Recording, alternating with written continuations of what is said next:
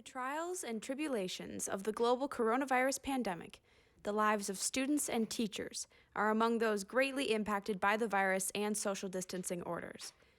A key group heavily impacted by these technology-reliant distance learning plans are special education teachers and their students. Consider a teacher-student ratio in a generalized education setting. On a typical day, a teacher will teach 2 to 3 different courses to several different class periods, resulting in about 100 students. However, these generalized lesson plans do not accommodate all students. In the wake of the pandemic, special education teachers are having to reevaluate their IEP, or Individual Education Plan, contract with each family to ensure that each student is receiving the assistance they need. After a student is identified as having some needs that could be best addressed by special education staff, we write a plan in conjunction with the student, if they can participate, and the parents. And what that plan is essentially, as a district, we say, we feel like these are your child's needs in these different areas. Let's set some common goals, some common objectives that we all agree on. So as part of the IEP, which is the Individual Education Plan, we, as a special education team, delineate the amount of time we will spend with each student in a given day. So as a speech therapist, there were goals that I had, let's say in regards to socializing, in regards to how students interact with each other. I can't even try to meet those goals and objectives if I'm seeing a child all by themselves.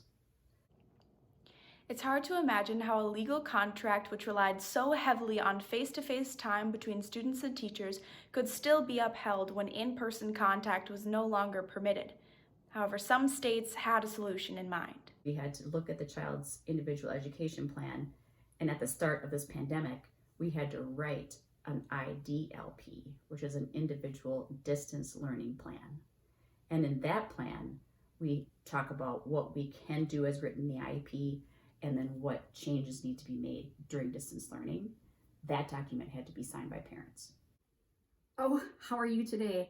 The role of teachers during these difficult times has shifted, resulting in new methods of education being tested on a scale that many were simply unprepared for.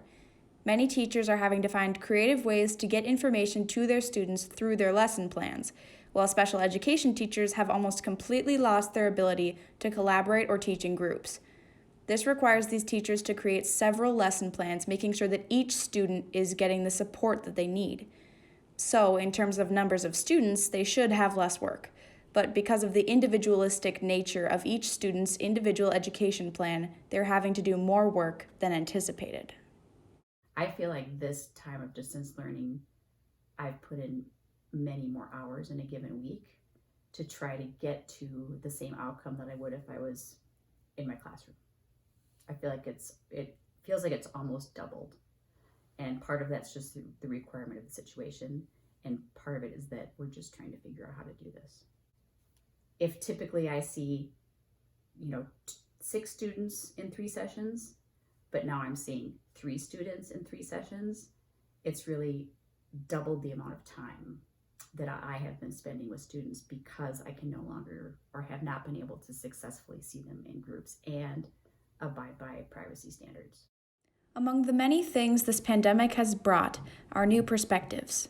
Lessons of understanding, patience, and cooperation have shed light on the importance of staying connected in the loneliest of moments. It was really overwhelming at first, but now that I think I'm coming to a place where I can be more retrospective about it, and there are some things that I have benefited from, and probably the main one is that I have had that one-on-one time with students at a time when they've really benefited from some connection outside of their home. And I can't see students one-on-one very often in a brick and mortar setting. So there's definitely a benefit to my relationship and connectedness with students. And in the fact that we're all going through this together. It kind of has, I think, built this bond that I would not have had otherwise. Reporting for the Spartan Speaks, I'm Megan Fritz. Thanks for watching.